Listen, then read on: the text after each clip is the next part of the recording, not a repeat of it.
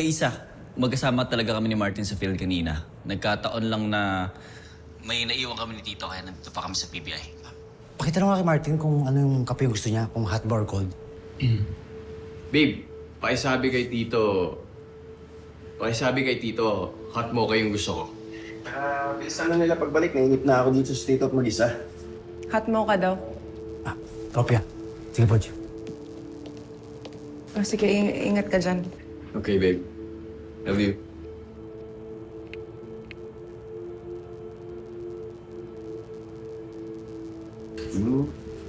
You know what's crazy? But hindi alam nila Tito, ha? But we owe them one.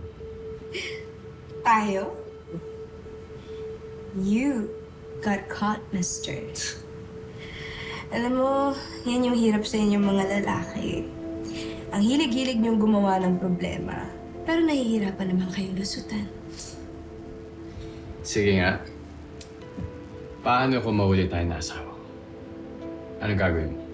I'm just curious. Okay, let's have that talk. Me? Nothing.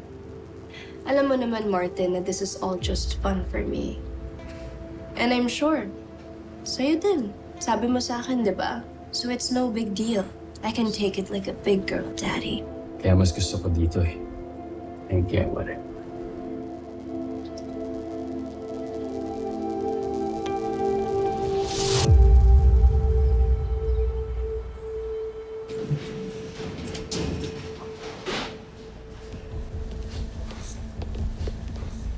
Stop. Bro! Daya mo naman, bro. Sumusolo flight ka kagabi. Ano? Pumunta ka ng bar, no? Ba't di mo man lang kami niyaya? Anong bar? Ikaw talaga, niligtas ka na nga namin kay Isa kagabi. Tapos, pagdadamutan mo pa kami. Pero sige, next time. Isasama ko na kayo. Siguraduhin mo kung hindi isusumbong ka namin kay Isa.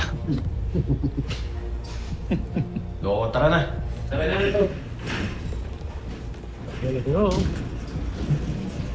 Yeah. Magsasama ka kasi.